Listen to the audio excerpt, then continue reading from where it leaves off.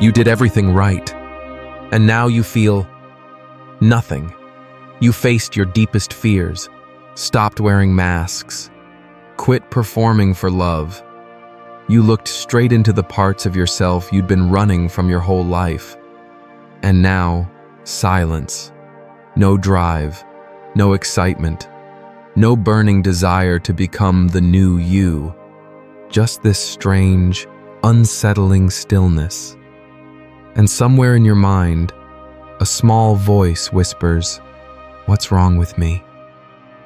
Here's the truth. Nothing. You're not broken. You're not lazy. You're not falling apart. You're in the most sacred part of transformation, the part no one talks about. Most people imagine healing like a movie montage. Hard work, then clarity, struggle, then purpose.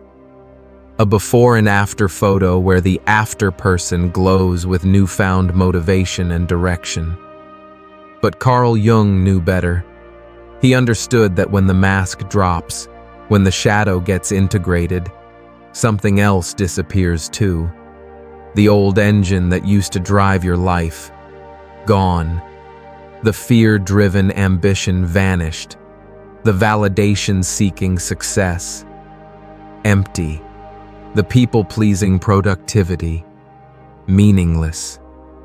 The overachievement born from terror of not being enough. All of it, gone. And what replaces it? Silence, emptiness, a strange, unsettling confusion. You're no longer who you were, but not yet who you're becoming. This isn't failure. This is what Jung called the transcendent function. The psychological bridge between conscious and unconscious, between who you thought you were and who you actually are. This is the void, and it's not here to destroy you. It's here to realign you. Before the void. Understanding your old fuel. Before shadow work, your motivation was electric, urgent. It vibrated through every cell, pulling you forward with an intensity that felt like life itself. But here's what you didn't know then. You weren't motivated by love. You were motivated by terror. You worked hard because you were afraid of being abandoned, rejected, unseen. You pushed yourself because deep down, you were running from a version of yourself that felt fundamentally unlovable. Maybe you were the achiever, collecting accomplishments like armor against judgment. Your identity was built on being the smart one, the successful one. Every goal reached was proof you deserved to exist. Maybe you were the helper, giving until you disappear into others' needs. Your worth was measured by how indispensable you could become, how much you could sacrifice while ignoring your own needs. Maybe you were the rebel, fighting everything to avoid fighting yourself. Your identity was built on being different, rejecting what others valued. But underneath was still the same wound, the fear of not being enough as you are. Maybe you were a perfectionist, believing that if you got everything right, did everything flawlessly, then you'd finally be safe from criticism, rejection, abandonment. Your motivation came from the terror of making mistakes. These patterns felt like motivation. They gave your days structure and direction, but they weren't coming from your authentic self. They came from your wounded self, trying to avoid more pain. Jung called these patterns persona, the mask we wear to interface with the world, the false self we construct to meet expectations and avoid rejection. The persona isn't entirely bad. We all need ways to navigate social situations. But when it becomes our entire identity, when we lose touch with who we are underneath, we become motivated by external validation instead of internal truth. When the old fuel runs out, once you start healing, that fuel evaporates. When you begin to see these patterns clearly, understand how they developed and why they served you, your old motivations disappear. You're not lazy. You're just done pretending. You're not unmotivated. You just can't go back to what never truly mattered. You can't unsee what you've seen. You can't go back to being motivated by fear once you've tasted what it feels like to be motivated by truth. Let me tell you about Sarah. She spent her 20s climbing the corporate ladder like someone running from a fire. 70-hour weeks. First one in, last one out. She told herself she was ambitious, driven. But when she started therapy, when she really looked at why she couldn't sit still, why she needed to be indispensable, why disappointment felt like death, she discovered something that changed everything. She discovered her shadow, the terrified little girl who learned love was conditional on performance, who believed her worth was measured by how much she gave, achieved, produced. That little girl had been running Sarah's life from the unconscious. Every extra hour worked. Every promotion chased was her wounded child trying to prove she deserved love. 6 months into real healing, Sarah couldn't get out of bed to check her emails. Not because she was depressed, but because the fear that used to drive her had been seen, understood, and integrated. The wounded child had been comforted, the strategies recognized for what they were: not identity, just survival. She'd call me, confused. I used to care so much. Now I look at my goals and feel nothing, like they belong to someone I used to be but can't remember how to become again. The death of the false self. Here's the thing about shadow work. You don't just integrate the dark parts of yourself, the anger, the jealousy, the selfishness, the parts you've been taught to be ashamed of. You also have to say goodbye to the false parts, the parts that were never really you but were born from wounds, fears, and unconscious patterns that kept you safe but not necessarily authentic. Jung called this process individuation, becoming who you actually are rather than who you think you should be. But he also warned that it involves a kind of death, the death of the persona, the mask, the false self that's been running the show for so long, you've forgotten there's anyone else underneath. This death feels like loss because it is loss. You're losing the familiar structures that gave your life meaning, even if that meaning was built on shaky ground. You're losing the identity that others recognized and validated, even if that identity wasn't truly you. You're losing the motivations that moved you through the world, even if those motivations were rooted in fear rather than love. What to do in the void. So what do you do when nothing moves you anymore? What do you do when the old dreams feel empty and the new ones haven't arrived yet? What do you do when everyone around you is hustling and grinding and building and achieving, and you can barely remember why any of it matters? What do you do when people ask about your 5-year plan and you can't even imagine what you want for lunch? The answer isn't to force the old motivations back to life. They've served their purpose. They brought you to this moment of awakening. Trying to resurrect them would be like trying to fit back into clothes you wore in childhood. Not just uncomfortable, but impossible. The answer lies in understanding what's actually happening in this void, why it's necessary, and how to navigate it with grace rather than resistance. The secret about post-shadow work, life. Here's the truth. No one tells you emptiness isn't a problem to solve. It's a space to inhabit. The void isn't a mistake in your healing process. It's the most important part. First, allow the silence without guilt. Rest is not laziness. Stillness is not stagnation. You're not stuck. You're regenerating at levels so deep that consciousness can't perceive the work being done. Think of it this way. You've been living your entire life in a house that wasn't really yours. You inherited it from your family, your culture, your wounds.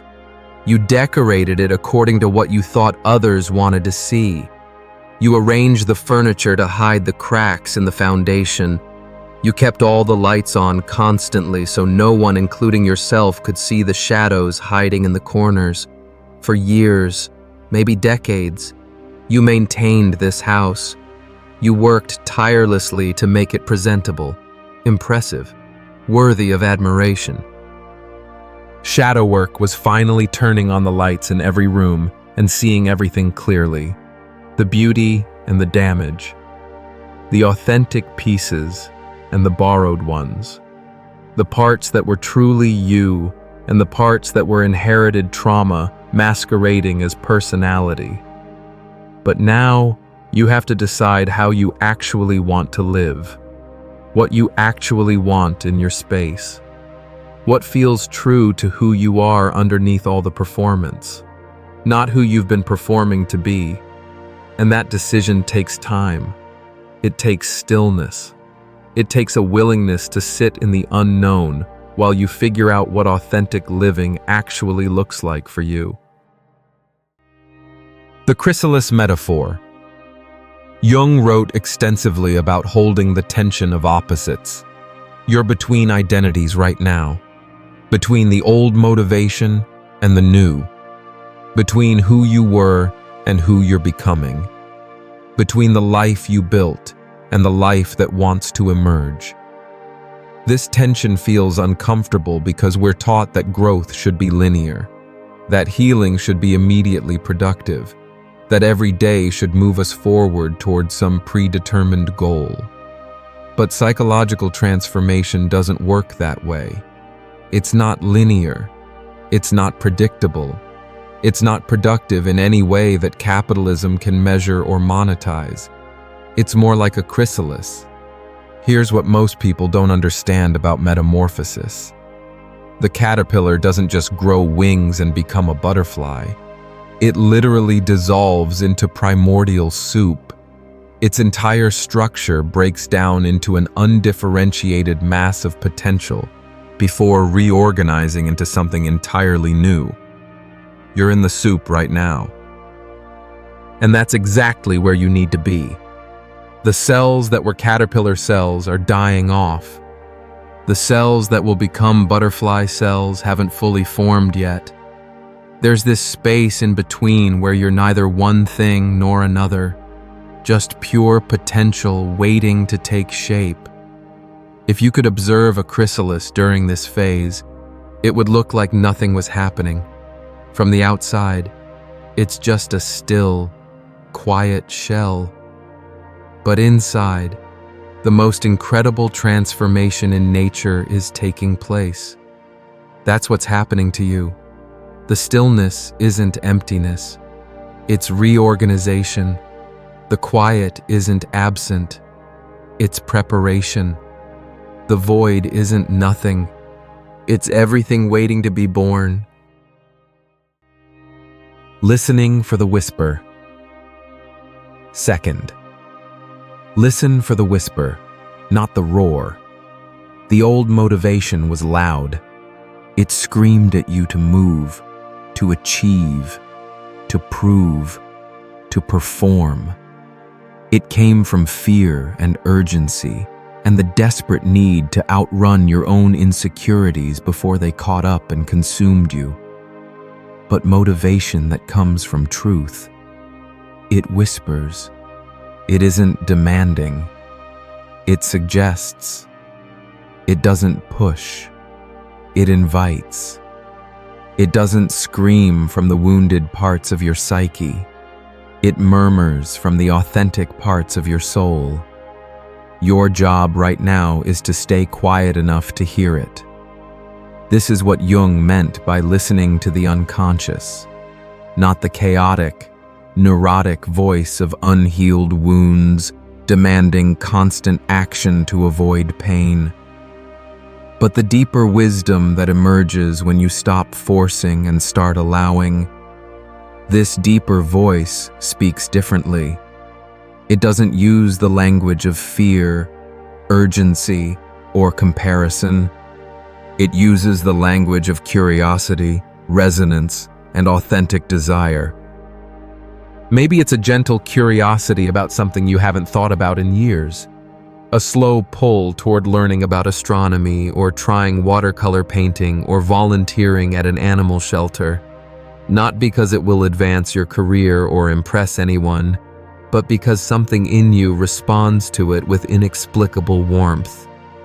Maybe it's a quiet desire to create something just for the joy of creating. To write not for publication, but for expression. To cook not for efficiency, but for the meditative rhythm of chopping vegetables. To garden not for the harvest, but for the daily communion with growth and seasons. Maybe it's an impulse to reach out to someone you haven't spoken to in years, not because you need something from them, but because they've been appearing in your thoughts with gentle persistence. These aren't the burning ambitions of your 20s. They're not the 5-year plans and vision boards and massive action steps that productivity culture taught you to value. They're the quiet callings of your authentic self, the soft invitations from the part of you that exists beyond fear, beyond performance, beyond the need to prove anything to anyone. Redefining progress. Third, redefine progress as presence. Here's what the productivity culture won't tell you. You don't need to produce to matter. You don't need to chase to be valuable. You don't need to constantly become worthy of love. You are allowed to be, right now, as you are, at this very moment, and still be becoming. Progress isn't just about doing more, achieving more, accumulating more. Sometimes progress is about being more real, more honest, more aligned with your actual values instead of inherited expectations, more connected to your authentic desires instead of prescribed goals. Sometimes progress looks like doing less but with more intention, creating less but with more soul, achieving less but impacting more deeply.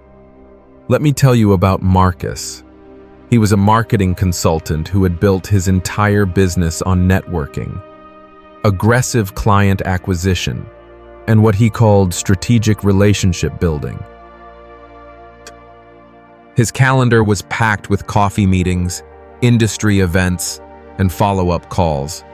He measured his success by how many connections he could make, how many opportunities he could create, how visible he could be in his industry. After his shadow work, which revealed how much of his professional identity was built on a deep fear of being forgotten or overlooked, he couldn't bring himself to network anymore. The thought of another strategic coffee meeting made him physically ill. He couldn't promote his business with the same aggressive energy. He couldn't hustle for clients the way he used to. For months, he thought he was failing. His income dropped. His visibility decreased. Other consultants in his field seemed to be racing past him while he sat in what felt like professional quicksand. But something interesting happened during this period of supposed decline. The clients who did find him were different. They weren't attracted to his marketing strategy or his network or his industry reputation. They were attracted to his authenticity, his depth, his refusal to sell them dreams he didn't believe in. His business became smaller but more meaningful. His days became slower but more fulfilling. His relationships became fewer but more genuine. He stopped asking, "How can I get ahead?" and started asking, "How can I be real?" That shift changed everything. Sacred timing. Fourth, understand the sacred timing of emergence. There's something else Jung understood about transformation that most people miss. It has its own timing. It can't be rushed, forced, or optimized. It unfolds according to laws that are deeper than conscious will, more mysterious than strategic planning. You can't make a seed grow faster by pulling on the sprout. You can't force a flower to bloom by prying open the petals. You can't rush the seasons or demand that winter immediately becomes spring. Psychological transformation follows the same natural rhythms. There's a time for breaking down and a time for building up. A time for letting go and a time for reaching toward. A time for silence and a time for speaking.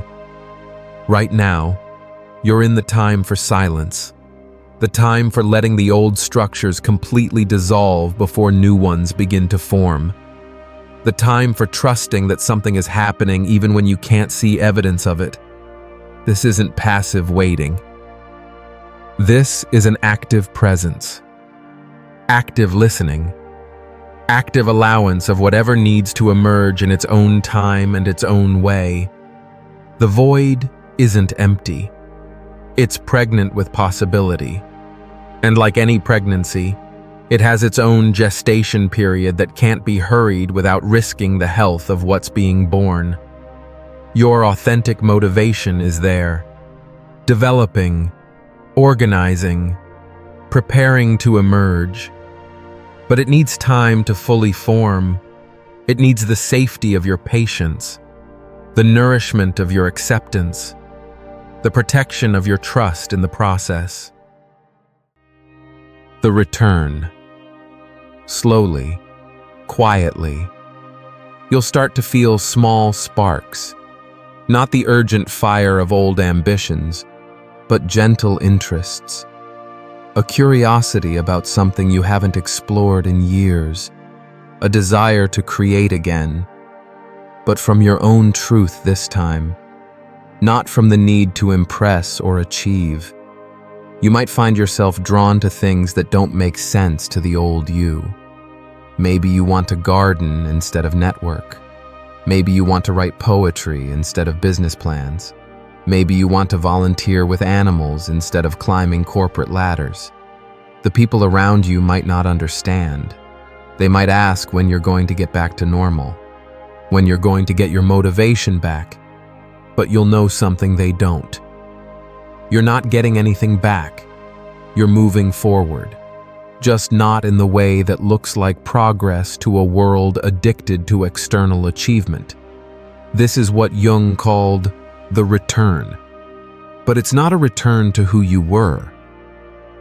It's a return to who you've always been underneath all the conditioning, all the performing, all the fear-driven striving. You'll start asking different questions. Instead of, what should I do? You'll ask, what feels true? Instead of, how can I succeed? You'll ask, how can I contribute?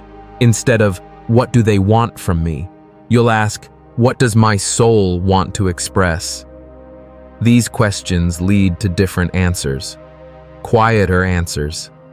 Deeper answers. You might discover that what you really want is simpler than you thought, more relational than transactional, more creative than competitive, more connected than individuals. Following the thread. When these impulses come, and they will come, don't rush them. Don't turn them into another productivity system. Don't make them perform. Follow them slowly. Trust them. Let them grow on their own terms, not society's terms. True motivation, the kind that comes from your authentic self rather than your wounded self. The kind that honors your humanity rather than demanding you transcend it. The kind that serves your soul rather than just your ego, is not about getting more done. It's about becoming more real. And once you've faced your shadow, once you've integrated the parts of yourself you've been taught to reject. Once you've said goodbye to the false motivations that were never really yours to begin with, you no longer have space for fake ambition. You want meaning. You want depth. You want to move because something inside you wants to speak, not because something outside you demands performance.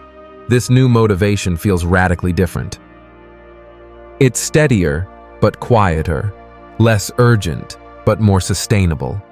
It comes from love rather than fear, from authenticity rather than image management. You might find yourself working less but creating more meaningfully, achieving less by external metrics but contributing more by your values, impressing fewer people but touching them more deeply. You might discover that what you wanted all along wasn't success as society defines it. It was significant as your soul understands it. Not recognition from everyone, but resonance with the right people. Not to be seen as perfect, but to be loved as real. Motivated right now? Honor that. Don't fight it. Don't force it. Don't try to resurrect the old motivations that were never really yours to begin with. Sit with the emptiness. Trust the void. Allow the silence to do its work. And ask yourself gently, what part of me is ready to live now that the performance is over? What wants to emerge now that the false self has stepped aside? What does my authentic self actually want to create, experience, or contribute to the world? Because motivation isn't missing. It's just waiting for you to stop looking for it in who you used to be and start finding it in who you're becoming. It's waiting for you to stop trying to force it from the outside and start allowing it to emerge from the inside. It's waiting for you to remember that the most powerful motivation comes not from what you lack, but from what you love, not from what you fear, but from what feels true. Not from who you think you should be, but from who you actually are when all the masks come off. One final reflection. If you could only pursue things that genuinely matter to you, not to your family, not to society, not to your old wounded self, but to the person you're becoming, the authentic self that's been waiting patiently underneath all the performance, what would you choose? Don't answer immediately. Sit with the question. Let it settle into your bones. Let it whisper to the parts of you that have been quiet for so long. The answer might surprise you. It might be simpler than you expected, or more creative, or more relational, or more focused on being than doing. It might not look like success as you've been taught to define it, but it might just be the beginning of everything. The first thread of authentic motivation that, when followed with patience and trust, leads you home to yourself. Your authentic motivation is not lost. It's not broken. It's not missing. It's just getting ready to be born, feeling empty after facing your shadow. You're exactly where you need to be. Subscribe if you're ready to trust the process of becoming. Share this with someone lost in their own transformation. This is your sanctuary. Welcome home.